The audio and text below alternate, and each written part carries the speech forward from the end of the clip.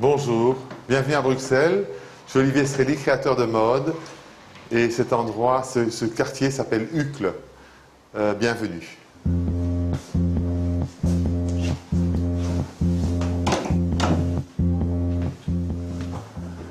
Alors ici, on est dans le hall d'entrée, qui est en fait la pièce principale de notre maison, qui est une pièce de passage. Donc j'avais envie d'un endroit qui est relativement vide, qui est vraiment un endroit où on passe, mais qui est quand même intégré au reste de la maison. Je n'avais pas envie c'est pas un couloir, c'est vraiment un hall d'entrée.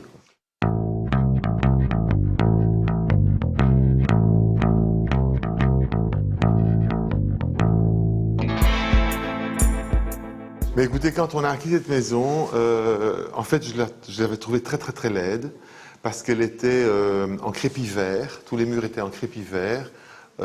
C'était assez vilain, il y avait un très très grand tapis qui recouvrait ce sol, donc c'était une belle découverte de trouver ce sol. Et puis quand il y avait des grandes portes, de doubles portes en chêne avec des vitraux, donc moi j'aimais pas trop, ma femme m'a dit oui je vois très bien ce qu'on peut en faire, etc. On a donc pris cette option d'une maison qui est presque comme une grande pièce, parce qu'il n'y a pas de porte, on a tout laissé ouvert, toutes les pièces communiquent, il n'y a pas de séparation, il n'y a pas de mur, il n'y a pas d'obstacle. Et finalement, grâce à sa complicité, surtout et à sa vision, on a pu en faire quelque chose qui est aujourd'hui beaucoup plus moderne et beaucoup plus, enfin, tout à fait contemporain.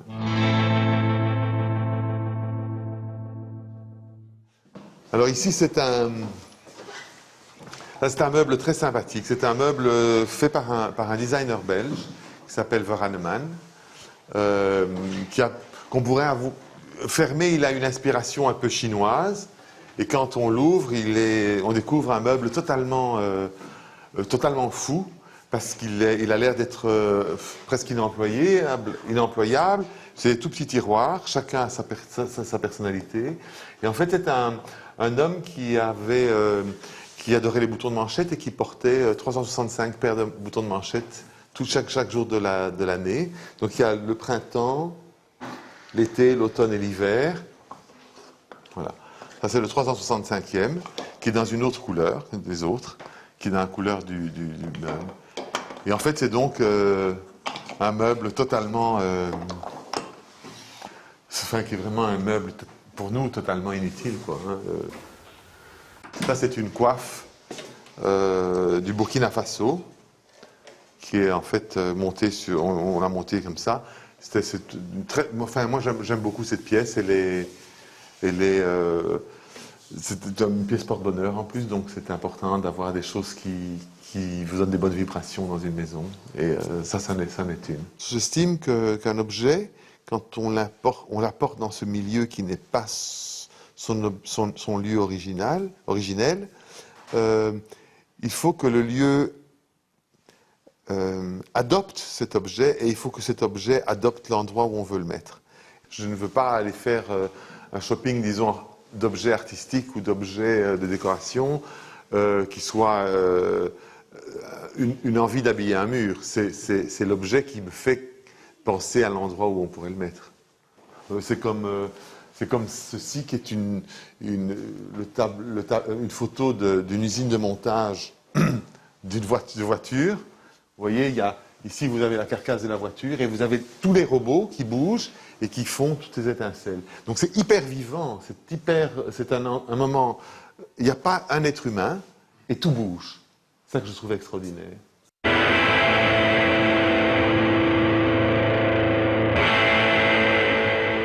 Donc c'est un labyrinthe qui fait d'ailleurs la joie de mes enfants, mes petits-enfants, parce qu'ils peuvent jouer à cache-cache pendant des heures. Quand ma femme et moi, nous avons quitté l'Afrique avec nos enfants, on a quitté le Congo belge pour venir ici. On est d'abord venu en Belgique parce que c'était le lien le plus normal entre le Congo et l'Europe. Et donc, on s'y est plu, on a trouvé des amis qu'on aime, on a trouvé une maison qu'on aime. J'ai choisi ce coin ici parce que j'aime la ville, j'aime le béton, j'aime le côté énergique d'une ville. J'aurais pas pu habiter dans un endroit trop paisible ou trop campagnard. J'adore la campagne, mais pas pour y vivre. Et puis c'est l'endroit où j'ai réussi, où nous avons réussi à imposer notre manière de travailler, nos collections. Je pense que Bruxelles est quand même la ville de notre cœur aujourd'hui. Chez nous, la lumière est allumée, vous pouvez sonner, quoi, hein. Si on ne veut pas de personne, on ferme exprès la lumière, qu'elle ne soit pas visible de l'extérieur, donc ça veut dire qu'on ne nous dérange pas.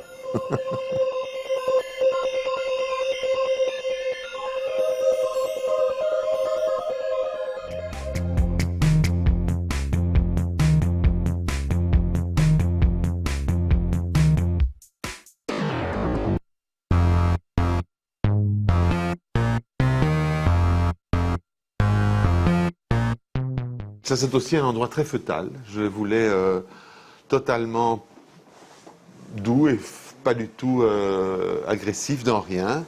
C'est intéressant. C'est du sycomore, un meuble en sycomore dans lequel on a encastré notre télévision. Où on va? En haut.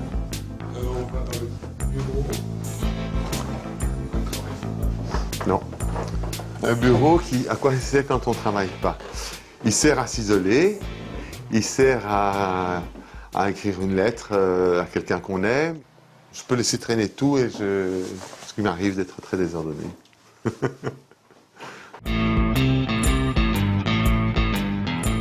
Avec le sigle du sommeil, ce que moi j'appelle le sommeil, c'est quand j'étais enfant, on imaginait quelqu'un qui nous endormait comme ça. Je sais pas, dans les dessins animés, les oiseaux, les serpents avaient une espèce de spirale dans l'œil qui nous endormait, qui hypnotisait. Donc c'était un peu ça l'idée au départ. Puis là, il y a un petit dessin de Ben qui était un artiste la culture, j'aimais bien l'idée d'une espèce de clin d'œil.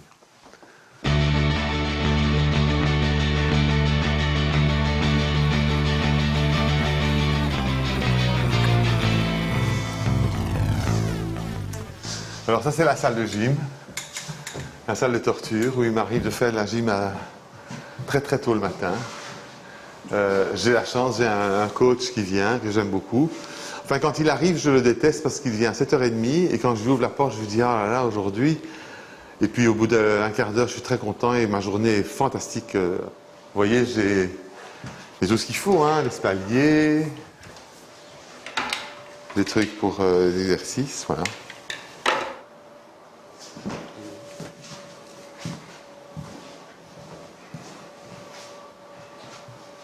Ça se passe bien, vous êtes content?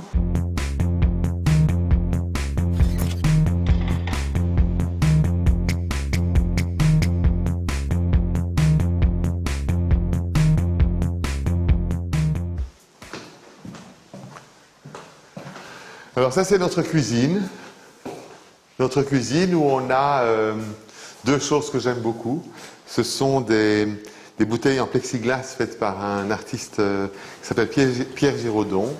Et ces bouteilles s'appellent Delirium Tremens. Ça, c'est une photo d'une artiste belge très très connue, surtout à l'étranger. Elle a fait des expositions extraordinaires. Elle est pour l'instant d'ailleurs une exposition à Shanghai. Elle s'appelle Marie-Jo Lafontaine. Et c'est une photo qui fait partie d'une série qui s'appelle Lost Paradise. Et en fait, après ce qu'elle m'a expliqué, elle a voulu faire des modifications génétiques de certaines fleurs, en grandissant certaines, en diminuant d'autres, en superposant les fleurs d'une à l'autre. Et ça a donné un truc qui est très très très vivant, qui est très drôle.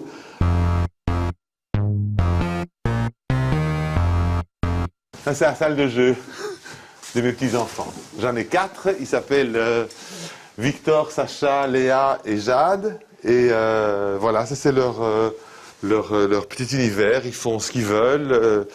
Ils font la sieste, ils jouent, ils se jettent par terre, ils regardent un film. Et voilà, c'est un endroit qui leur est dédié et ils adorent. Quand ils arrivent, c'est la première chose qu'ils veulent faire, c'est aller dans la salle de jeu.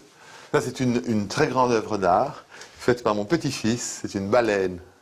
Alors, je crois qu'il faut avoir pas mal d'imagination, mais enfin, c'est une baleine. Alors, il m'a expliqué en faisant les gestes, etc. C'est amusant, voilà. Ça, c'est tout. C'est l'avenir, la maison. C'est d'ici que c'est la racine de la prochaine génération.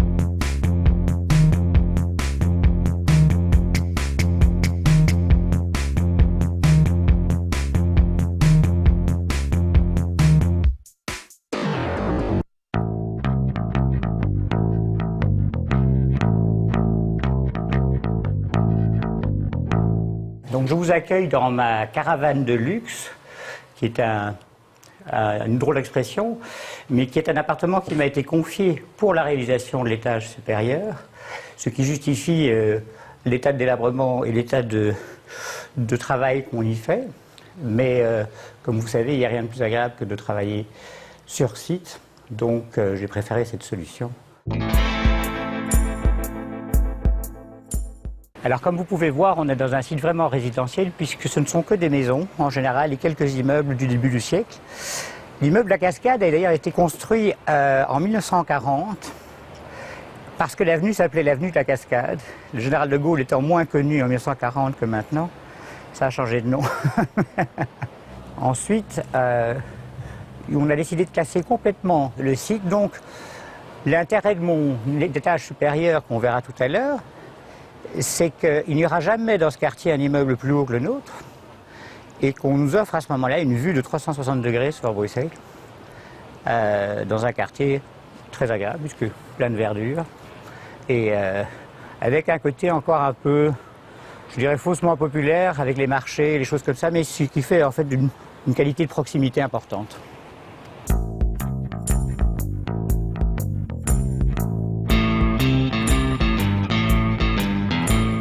J'ai une photo ici assez étonnante pour vous résumer le climat de la Belgique. Vous avez ici une photo mise en parallèle avec le bâtiment du centenaire de la Belgique qu'on voit. C'est exactement cet endroit-là. Et ça, c'est le 100e anniversaire de la Belgique. Et donc, on voit un véritable péplum romain. Donc, une couronne en or, en bois, avec des manteaux d'hermine et des trucs invraisemblables. Des militaires coloniaux, des hommes avec des plumes. C'était à la fin de 14-18, c'est ça qui est assez drôle, ou dramatique, parce qu'on sait que ça va recommencer dans d'autres mouvements. J'ai eu beaucoup d'affection pour cette autre photo qui se trouve derrière mon bureau, qui est l'enterrement de mon arrière-grand-père. C'est un monsieur qui s'appelait Henri Jaspard, un monsieur qui était très déterminant pour l'histoire de la Belgique. Et on s'aperçoit qu'il a reçu les honneurs militaires de l'armée belge. Nous sommes en 1939 et il est équipé comme si on était en 1918. Alors que derrière ça, nous avions quelques ennemis qui avaient des avions, des tanks et des choses comme ça. Donc il ne faudra pas s'étonner si on a pris une raclée. Et je garde ces photos parce qu'en réalité, elles me rappellent que rien n'est jamais constant et qu'il faut être très tolérant et très ouvert au dialogue des autres et à leur sensibilité. Et que l'architecte n'est pas un artiste, c'est un artisan. Tant qu'on les considérera comme des artistes, l'ego l'emportera toujours sur l'utilitaire. Et ça, c'est une catastrophe.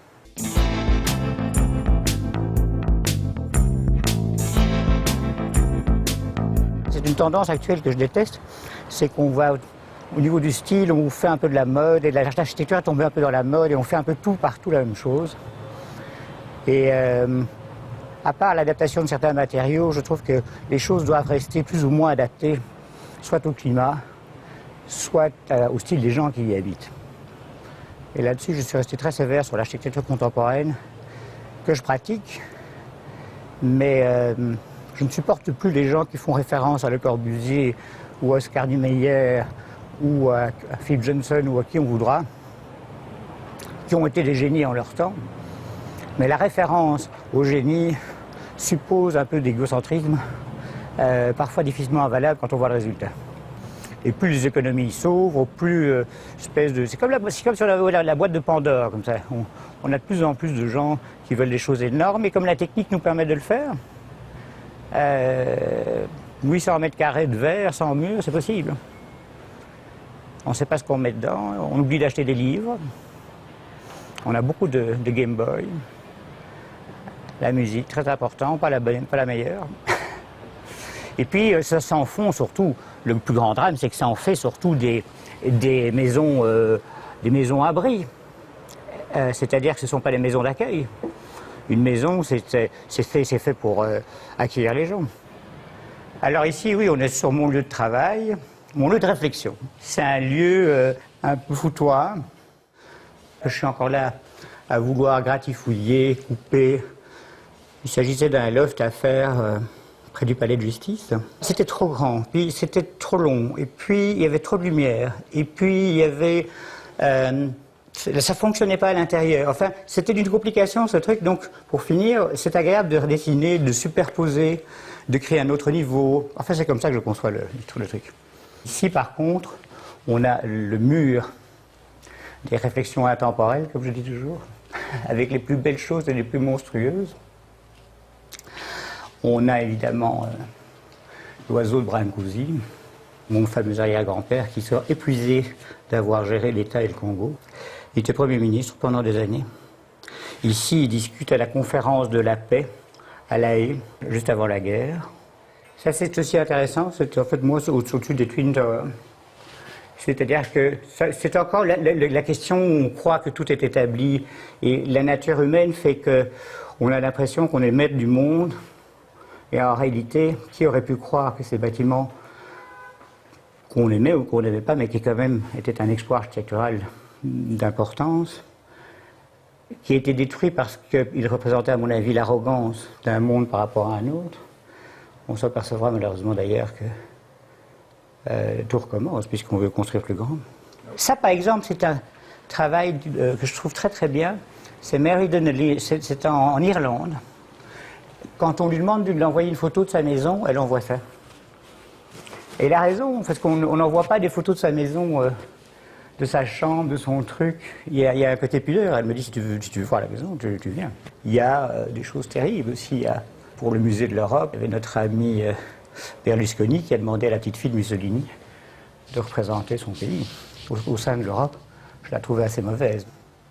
Nous avons la responsabilité de ne pas créer, de ne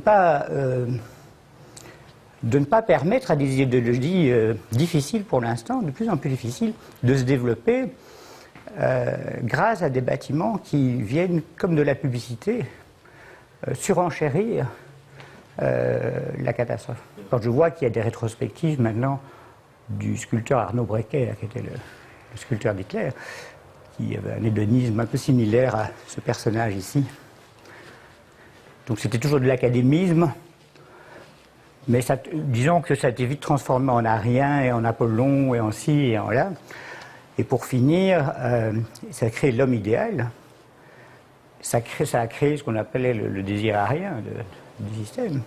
C'est mon grand-père, donc, c'est une photo assez tendre, qui était ministre de l'Instruction publique et qui sermonne un tout petit peu le roi Baudouin et la grande-duchesse Charlotte, dont il remet un bulletin qui n'était pas favorable. Je mange toujours dehors.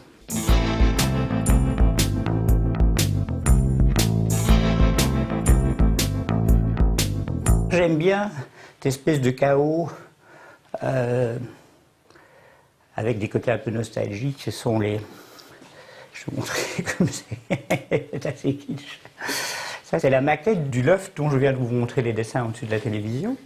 C'est la dernière maison que j'ai construite, qui était un de mes seuls amis d'ailleurs qui ne les a pas revendus. Le premier jour où je me suis installé, les ouvriers sont arrivés et ont dit, vous savez, j'ai un énorme problème, c'est que l'immeuble n'a pas de structure au niveau de la toiture du 8e étage. Donc il n'y avait qu'un plafond du 8e étage, mais pas un toit. Donc il a fallu recouler des dalles et refaire tout un travail. Donc il a fallu retrouver les piliers qui partent de la cave pour remonter. Donc nous avons des sculptures modernes dans les 4 coins, qui sont des décapages avec du béton qui a coulé. Oui, ce sont 2 phrases différentes, si ce n'est que c'est fait par Félix González Torres. C'est Nowhere Better Than This Place, c'est Somewhere Better Than This Place. Mais je vous dirais que Félix González Torres, c'est un très grand artiste américain, mais qui ne raconte que des histoires de relations sexuelles.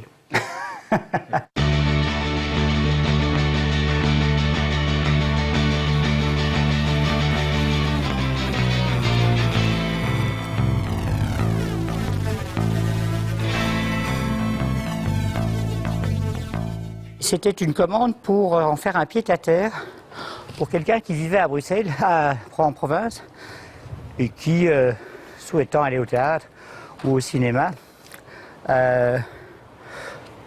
souhaitais ne pas devoir rentrer en province obligatoirement.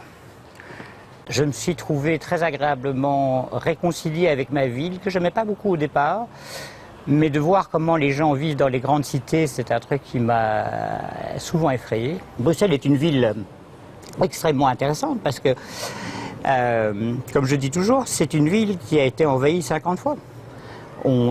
Chaque peuple a apporté dans ce petit coin du monde,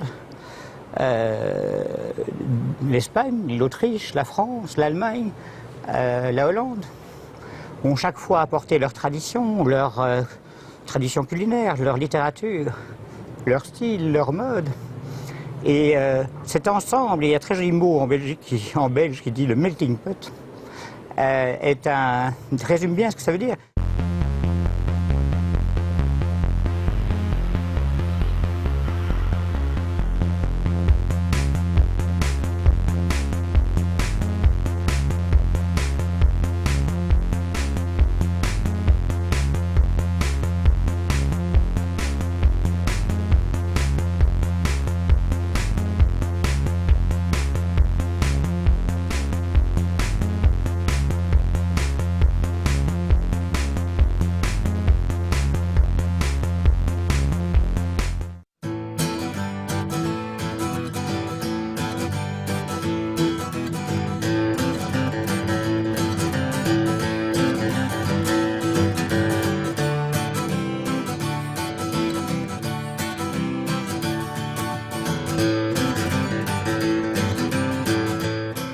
Bonjour, je m'appelle Daphné Didisheim.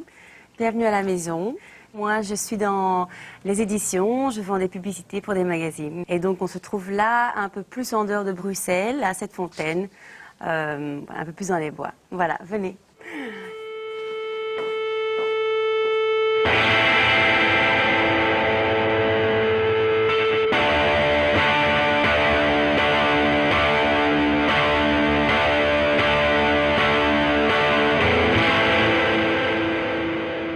Cette maison il y a 4 ans et au départ on habitait plus dans le centre de Bruxelles et à un moment donné c'est vrai qu'on en a eu un tout petit peu marre avec les enfants, on voulait avoir un jardin et donc on cherchait un terrain ou une maison. On est tombé en fait par une annonce dans un journal sur un terrain à vendre, sur un étang. On a été voir et on a eu un coup de cœur fou, donc on a fait le lendemain une proposition et c'était fait.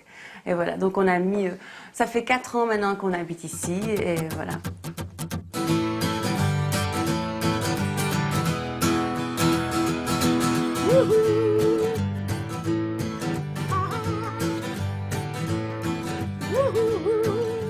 Ce qu'on a voulu en fait comme idée au départ, c'était justement garder salon, salle à manger entre guillemets, tous ces espaces un peu ouverts, pouvoir respirer. On est dans une forêt, on a envie de surtout voir les arbres par la fenêtre et pas cloisonner tout ça. Et donc c'est pour ça qu'on avait imaginé une bibliothèque à l'entrée qui donne directement et qui sépare alors salon du reste de la maison. Et donc ici, on entre dans le salon, voilà, avec une banquette, là où on peut regarder la télé. Et puis il y a un bureau où moi je travaille. En fait, comme je travaille plus à la maison, c'est pratique. J'ai mon bureau où je vends mes publicités et tout ça. Donc j'ai pas besoin de beaucoup d'espace. Et pour moi, c'est facile. Alors là, les tableaux, ça c'est sympa parce que c'est 2 tableaux qui viennent. Ma belle-sœur Clotilde Anne-Carani, elle peint et elle fait des peintures, des sculptures. Et donc ça, elle nous avait gentiment mis ça à notre mur quand on s'est installé. Et voilà, donc ça, ces tableaux viennent d'elle. Il y a aussi des petites sculptures comme ça qui viennent d'elle. Et là, en fait, il y a beaucoup de choses dans la maison qui sont des objets d'amis qui font quelque chose. Par exemple, ça c'est Catherine François, c'est une copine à nous. On adore la tauromachie. Bon, elle a fait une sculpture avec un taureau, elle adore. Et ça, bon, ça fait très plaisir d'avoir à la maison, surtout des objets qui viennent de quelqu'un qu'on connaît.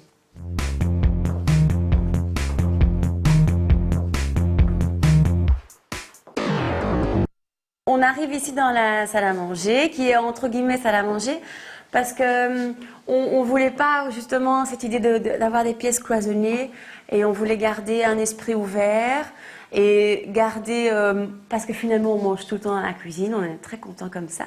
Et alors on avait demandé à un ami de faire plutôt alors des consoles qu'on peut déplier et qu'on roule et on les met là, si on doit vraiment un jour faire quelque chose de plus grand. Et donc là, on arrive sur la cuisine où on mange tout le temps, on passe notre vie ici. C'est un endroit qu'on adore et avec les enfants. On loue de temps en temps cet espace, où le salon, toute cette enfilade. On loue de temps en temps, il y a des publicités qui font des petits films, des photos, des films... Alors, ils envahissent, ça fait très très peur en premier temps, mais c'est rigolo, ça change, c'est sympa.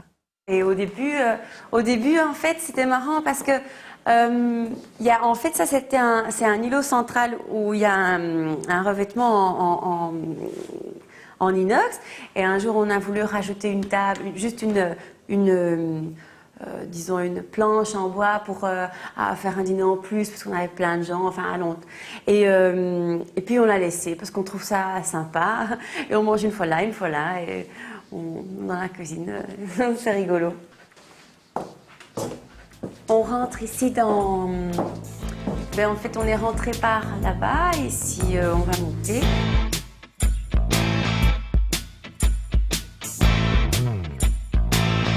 Toujours encore, on adore la tauromachie, il y a toujours encore des gravures. Et voilà, donc ça c'est plutôt un espace où il y a les chambres des enfants. Et ce qu'on avait voulu avec mon mari, c'est d'avoir un endroit à nous qui est plus intime, où on a l'occasion d'un peu de fermer la porte et on n'a plus de bruit dans la maison. Donc voilà, ici on arrive. C'est un peu notre espace à nous et comme on construit, on a de la chance à un moment donné de choisir et de faire 2 dressings, 2 salles de bain. Donc chacun un peu à ça, ce qui est assez chouette. Voilà. Donc ça c'est sa salle de bain qui est plus coloniale, qui est plus masculin. Donc il fait ce qu'il veut ici et moi je fais ce que je veux chez moi. Et puis, mais on est ensemble, on circule dans le même espace. Mais c'est très agréable d'avoir 2 salles de bain séparées. Si on a la chance d'avoir ça, c'est très très très chouette.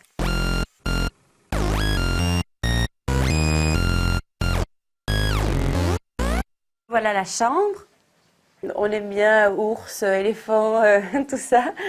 Ça fait un peu colonial. Mon mari l'adore. On arrive dans mon dressing.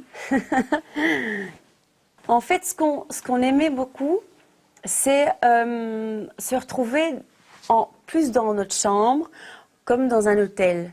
On adore les hôtels. Ici, c'est ma salle de bain. Voilà.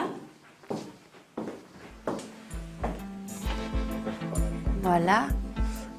Une maison, c'est quand même, au départ, la circulation, c'est le point principal.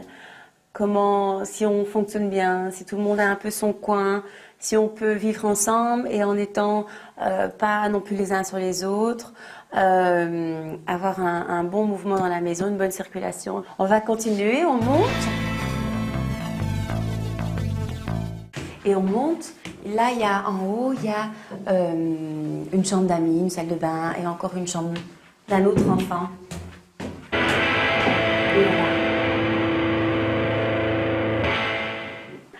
Mais ben voilà, c'est vrai que ben c'est sympa.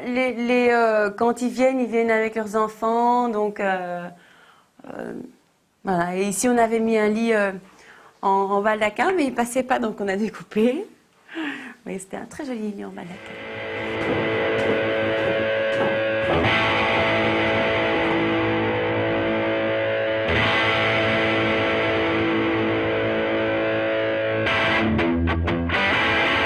Voilà, dans jardin. Donc c'est pour ça qu'on avait flashé quand on a acheté le terrain avant de construire sur un étang. Là, il y a beaucoup de feuilles, mais alors en hiver, ça perd. Et on a une vue vraiment sur l'eau qui est très, très chouette.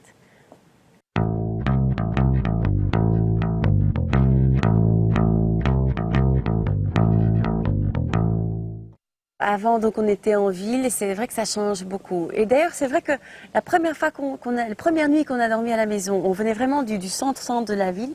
Et première fois qu'on a dormi à la maison, on dormait pas bien parce qu'il y avait justement pas de bruit. Donc ça, on s'adapte. Donc on va faire un tour dans le jardin.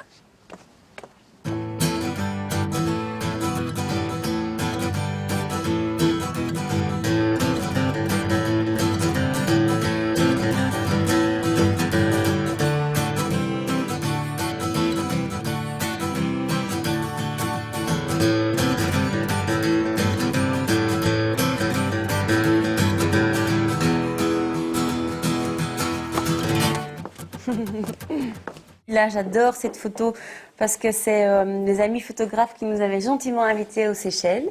Et c'était une île extra... vraiment, si on a l'occasion d'aller là, c'est North Island, c'est fantastique. Franchement, on ne s'est pas trop trompé finalement dans notre façon de vivre par rapport à la maison. Donc ça, je ne changerai pas grand-chose.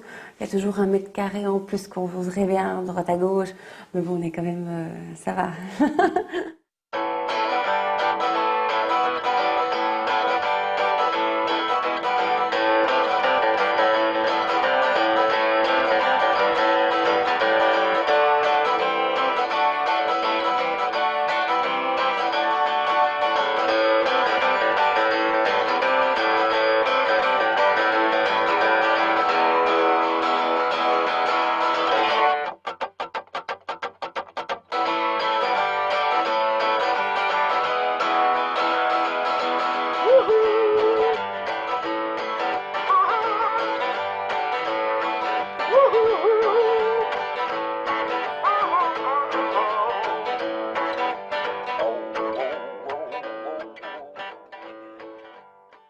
Bonjour, je suis Marie Waps. J'habite cette maison qui était la maison de Jules Waps, l'architecte. Et soyez les bienvenus, entrez.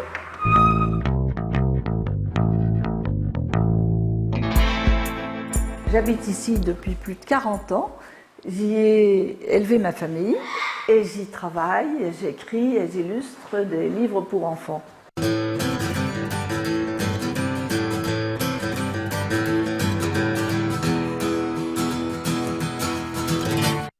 Cette maison, nous l'avons achetée en 1965, elle avait été abandonnée depuis la guerre. Donc elle était désaffectée, plus personne ne l'aimait, plus personne ne s'y intéressait.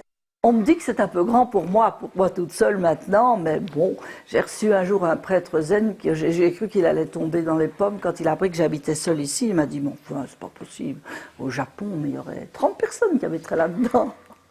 Et finalement, c'est très agréable d'habiter dans un grand espace. C'est le luxe suprême, c'est l'espace. Lui, il a eu un sentiment curieux quand on est arrivé ici. Il a dit, ça, c'est la maison que je cherchais depuis toujours pour y mettre toutes les choses que j'aime. Et puis bon, il a fait cette maison pour sa famille. Et puis il est mort, malheureusement, il est mort en 1974, donc même pas 10 ans après qu'on a acheté la maison. Et puis je suis restée là avec tous les petits-enfants. Je me suis battue pour les élever et pour garder la maison. C'est un salon, comme vous pouvez voir, qui est en 2 morceaux. Ça, c'était en principe la partie hiver, puisqu'il y a une cheminée. Et puis ça, c'est une partie peut-être plus été, mais malheureusement, il y a beaucoup de monde. On a tous ces nounours qui sont installés là. Et ces nounours sont là parce que j'ai fait des portraits de vieux ours en peluche. Celui-là, par exemple, est l'objet d'un album qui apparaît chez Gallimard, il s'appelle Plushkin. Et je l'ai acheté à Paris, à Londres, Portobello Road, et la marchande, en me le donnant, m'a dit « His name is Plushkin ». Je me dis « Ça, c'est un vraiment beau nom pour faire un ours ». Et voilà, il est devenu un héros de livre. Vous savez, j'en ai 170 des ours en peluche. Il fallait quand même, c'est pas si facile à trouver. Je ne veux pas des handicapés, je veux des ours en bon état qui ont été aimés. Qu'on voit qu'ils ont été aimés, mais pas où il manque un bras, une jambe, un œil et tout ça, il faut qu'ils soient en bon état. Ceux qui sont là, les mariés, m'ont été offerts quand je me suis remariée. Je pense que cette maison respire énormément d'amour, de joie, et que tous les gens qui ont vécu, les enfants qui ont passé, tout ça, finalement étaient très heureux. Cette table est le premier meuble moderne qui a été fait par Gilles Waps, et son premier acheteur a été Gérard Philippe. Alors du coup, on l'appelle la table Gérard Philippe. Les bibliothèques ont été reproduites très souvent, mais cette table, comme un bureau que j'ai en haut, sont des meubles dont il n'y a eu qu'un très petit nombre d'exemplaires. Maintenant, on les vend au prix des antiquités. C'est assez curieux d'ailleurs, parce qu'il y a même des faux. C'est quel sommet, des gens qui bricolent avec des os de pied et tout ça. J'ai fait longtemps des critiques de livres pour enfants, donc les éditeurs m'envoyaient leurs livres et je gardais les meilleurs. Et les meilleurs sont là et sont extrêmement appréciés par tous mes petits-enfants, évidemment. J'ai fait 180 albums pour enfants. C'est pas mal, hein? Ben, en 40 ans. Hein. Quel bazar! Oh, je suis gênée. C'est un très joli tapis berbère que j'ai acheté au Maroc, que j'aime particulièrement, parce qu'il avait les mêmes coloris que les fonds des armoires, et que les tableaux de Van Lint et autre chose, mais malheureusement, j'ai pas réussi à ranger. Et c'est ici que j'écris mes textes, et que je travaille comme tout le monde, avec des ordinateurs. Mais enfin, je suis pas la reine de l'informatique. Hein. C'est une collection de patates qui viennent de l'Afrique de l'Ouest. Et moi, j'ai travaillé en Afrique, ma fille aussi, et j'ai formé des jeunes Africains à faire des livres pour enfants. Et chaque fois que j'allais dans ces pays, on me donnait des patates ou j'en achetais, parce que c'est un symbole de porte-bonheur et de prospérité. J'en avais bien besoin.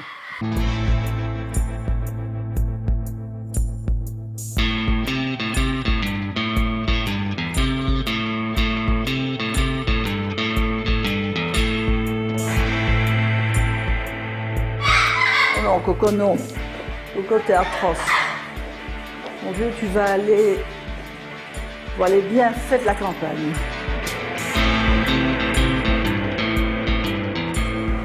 Ça nous apprendra à faire du bruit. Mon mari m'a donné cette serre parce que j'adorais les camélias. Et à l'époque, les camélias étaient considérés comme des plantes rares et impossibles à conserver. Alors, c'est une serre froide. Et bon, ben, j'ai eu un premier camélia, puis il m'a apporté un deuxième camélia, un troisième camélia, puis quand j'ai eu toute une collection de camélias, il m'a construit cette serre.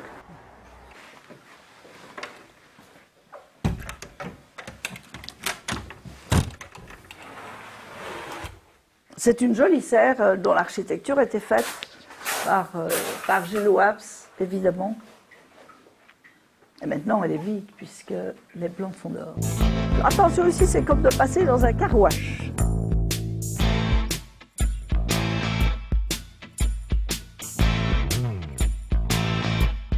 Et s'il y a si peu de soleil que même les géraniums ne fleurissent pas. C'est ici que je travaille. Enfin, je viens de terminer un album pour l'école des loisirs à Paris. Quelques planches que j'ai refaites. Donc, c'était une histoire avec un ours et une petite fille. Et c'est une des petites filles qui m'a servi de modèle. Et ça s'appelle « Je voudrais que tu m'aimes ». Je me dis parfois, je devrais vendre cette maison et aller vivre ailleurs. Mais où? C'est ça l'ennui. Si je trouvais un endroit vraiment qui me plaisait, plus que celle-ci, je me suis dit, je vais aller vendre la maison, aller vivre à Venise, par exemple. J'aimerais bien, mais j'aurais pas de jardin.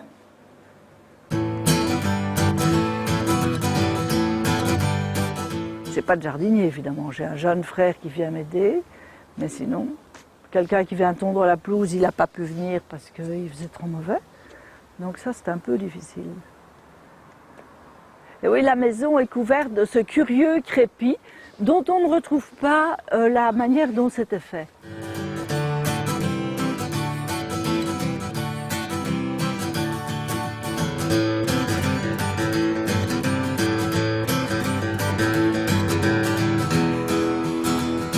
Ici, c'est la chambre de ma fille Marie. Et ça, c'est ce bureau dont je parlais, dont il y a eu très peu d'exemplaires, qui est un très très beau bureau. Waps, évidemment. Ici, On a la salle de bain des enfants, qui a été aussi dessinée par leur père. Et c'est intéressant parce qu'il a utilisé le marbre comme on utilise le bois. Il a fait des étagères et tout ça. Et ça, c'est ma chambre. Je ne sais pas qui a demandé si j'avais vraiment besoin de cet espace, mais oui, c'est assez grand. Une très belle gouache de Bram Bogart aussi, dans les bleus. Et ça, ce sont des meubles, c'est de l'orme, ça c'est du cerisier, ce sont des meubles de campagne française. La salle de bain, ce qui est intéressant, c'est qu'il y a beaucoup de choses. La baignoire est ancienne, mais les accessoires de salle de bain, c'était ses créations, donc ça s'intègre toujours d'une façon très intéressante dans une architecture ancienne et dans des choses classiques. Donc ça c'était... J'ai fait réparer le robinet qui était cassé chez le chirurgien du robinet à Paris, près de la Bastille. Il y a un chirurgien du robinet. Alors ça, c'est aussi assez rigolo. Mes petits-enfants sont indignés parce que j'ai un pied d'éléphant comme poubelle, disant mais comment on peut faire des choses aussi abominables? J'ai dit que c'était le grand-père qui avait acheté ça, mais il y a au moins 60 ans, et que de toute façon l'éléphant était déjà mort, qu'on ne l'avait pas tué pour lui prendre son pied. Parce qu'il fait froid, ce pauvre petit. Viens Nina. Je pense qu'il va être calmé par ce petit séjour au frais. Je suis administrateur de la SCAM, donc je vais pour des réunions à Bruxelles, je vais à l'opéra, parce que j'ai un abonnement à l'opéra, je vais au théâtre, je sors, pas beaucoup, mais enfin je sors 1 ou 2 fois par semaine, mais je vis vraiment à la campagne, moi j'adore la campagne. Je pense que plus que cette maison m'appartienne, c'est moi qui appartiens à cette maison finalement. Il y a une inversion dans... Je suis au service de cette maison plutôt que cette maison ne me sert de cadre. Vous savez, la plus jolie histoire, c'est quand on a acheté cette maison, on a été chez le notaire, et au moment de signer les documents chez le notaire, on avait acheté ça à 2 avec mon premier mari, donc avec Jules Waps, et je lui dis, mais pourquoi Jules, tous ces documents sont à mon nom? Et il lui a dit, ma chère, cette maison vous va si bien.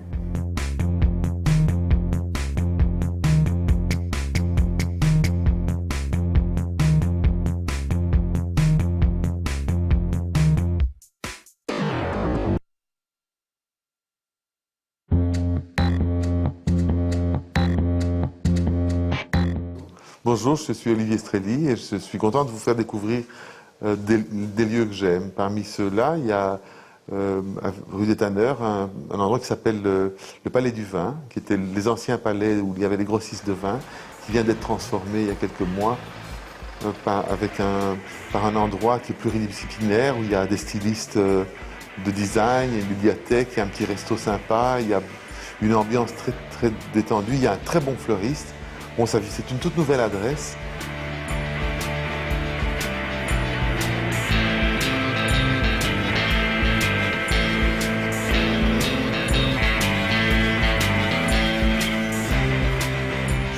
Je vous le conseille, surtout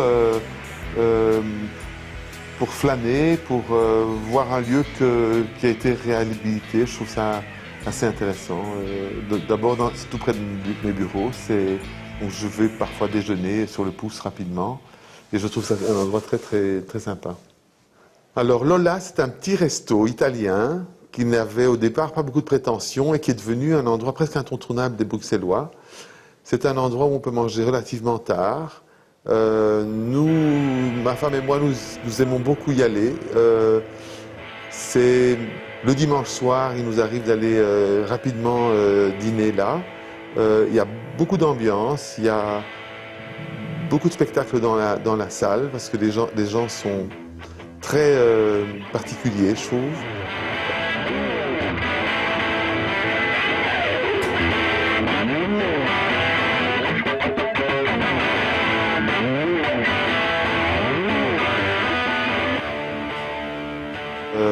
C'est très bon et je trouve que c'est un endroit qui mérite vraiment son détour.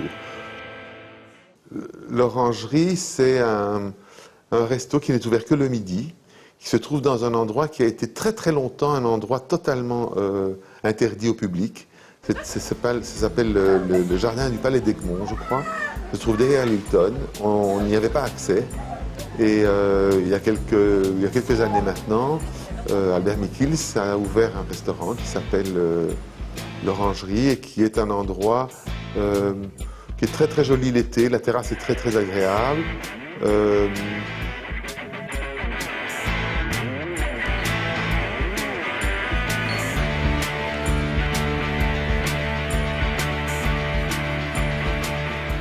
Je pense que c'est vraiment un endroit pour le printemps, pour l'été, pour le début de l'automne.